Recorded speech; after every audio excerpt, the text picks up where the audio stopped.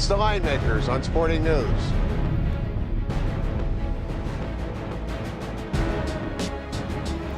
Welcome to the Linemakers on Sporting News. I'm Micah Roberts. With me is horse racing legend Lou D'Amico, linemaker extraordinaire, knows everything about horse racing. He's going to share that with you. In fact, Lefty Rosenthal thought so highly of you in the 70s, he hired you to work at the Racing Sportsbook at the Stardust, the good old days.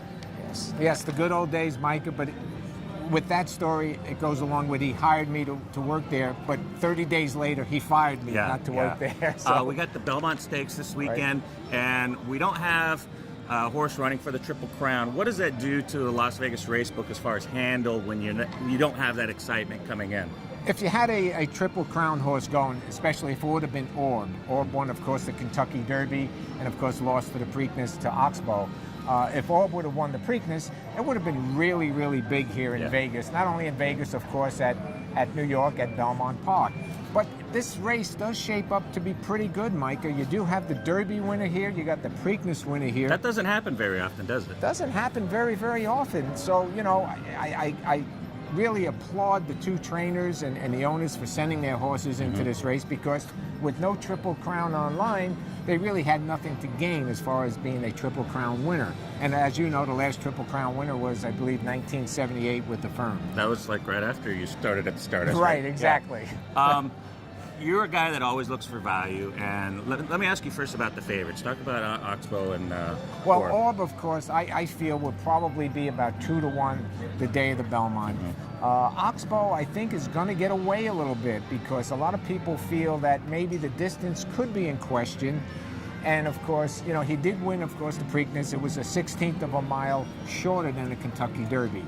Gary Stevens, though, a Hall of Fame horseman, actually a horse rider, excuse me, knows Belmont. You know, he's been around a long time. So I think his price will be elevated a little bit.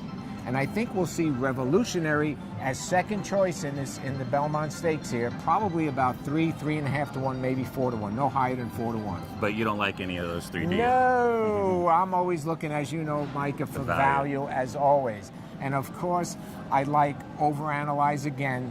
I liked him in the Kentucky Derby, did not run his race in the Derby. Had some trouble in the race, of course, had to alter course at the 16th pole. I like the combination, the owner here, Mike Rapoli. He's a gambling man. I kind of like that. He has 2 other horses in this race, but this is his key horse. And he's from New York, too. He is from New York, and it'd be nothing better for Mike to, of course, win this race in his hometown. Yeah, that'd be something. Any other long shots that you see there that might have a shot where people can take even bigger gamble and hit lottery-type numbers, including in their exotics? And their exotics are definitely the way to go in this race. Of course, I'm keen, of course, Overanalyze on top, and I'm using the 2, the 5, the 7, the 9, the 12, and the 14. But if you really want to get crazy, I would put in Will Take Charge.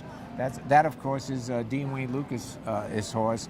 Didn't run a step his last race. He'll be at least 30 to 1. So I'd be looking for some bombers here. But, of course, Overanalyze. Overanalyze has a pattern going here. Yeah. Wins a race, loses a race. Wins a race, loses a race. Wins a race, loses a race. Wins a race, loses a race. He lost the Kentucky Derby.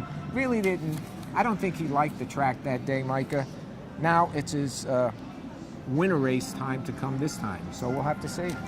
Lose on Overanalyze, looking at about 12 to 1, 15 to 1 maybe by post time. He knows his stuff more than anybody in Las Vegas. Thanks for watching.